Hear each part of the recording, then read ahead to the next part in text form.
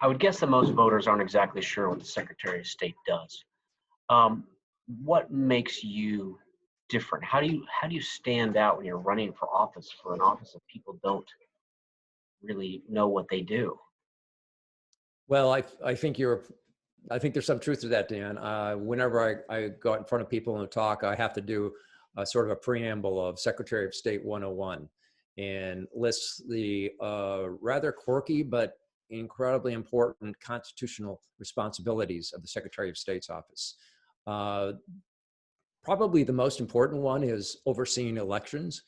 And right now, this is my top priority. The technology that we have now to protect the database of registered voters and our elections process is not as good as it could be, according to the technology experts and the people I've been working with. It's secure to meet federal compliance, but it is not secure for us to withstand a major hacking, for example. And that's where we're vulnerable, is in our registered database.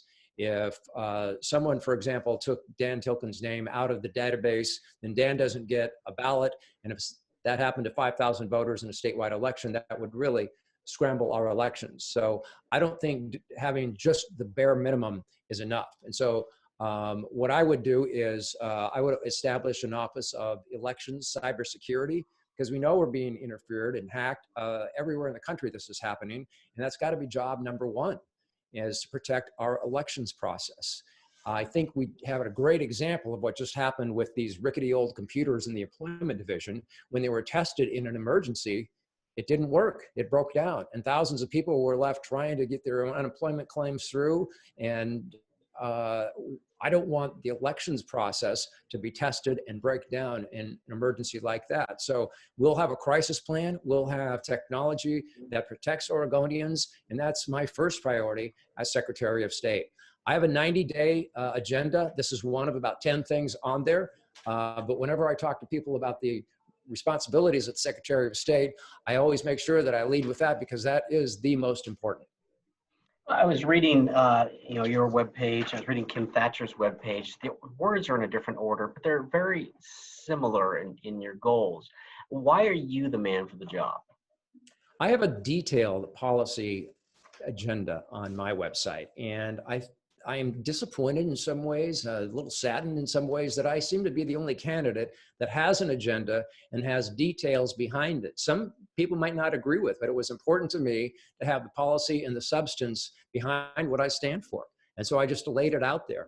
And that's I think the difference is, anybody can say, well, I want to protect our elections, or I want to increase the voter percentage, or I want to help voting. I want to, protect the tax dollars with audits. But until you get into the particulars and the details, you can be very vague.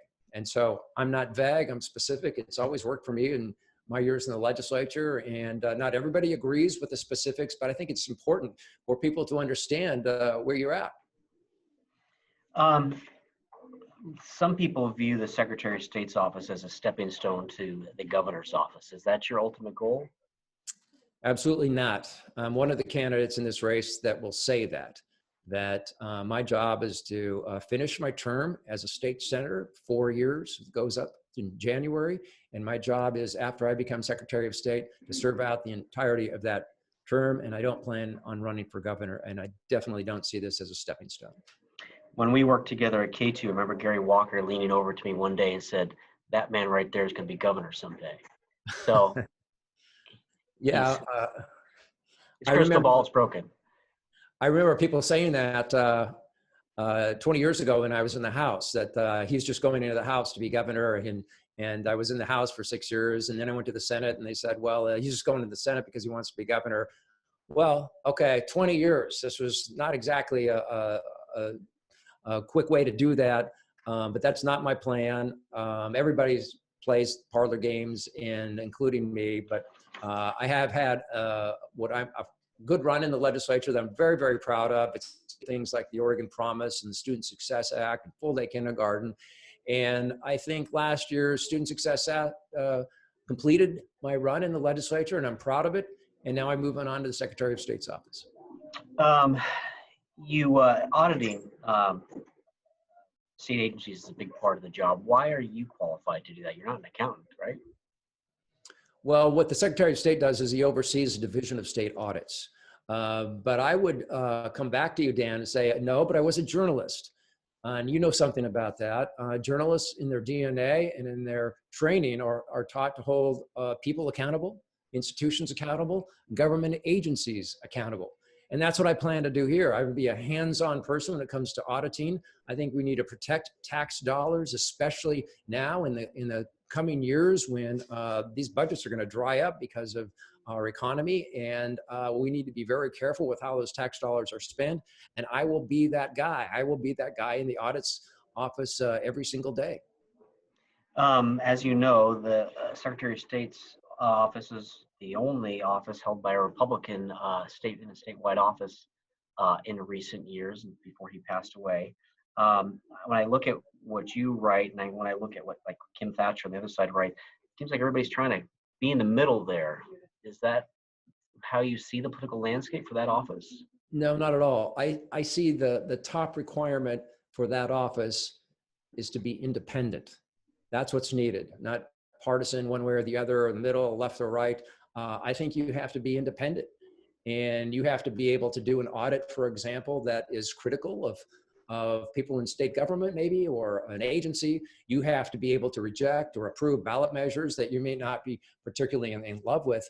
That's always been the mark of a great Secretary of State versus someone who's just phoning it in. And I am the person who has the independence in this race, and I have the integrity to just do this job right.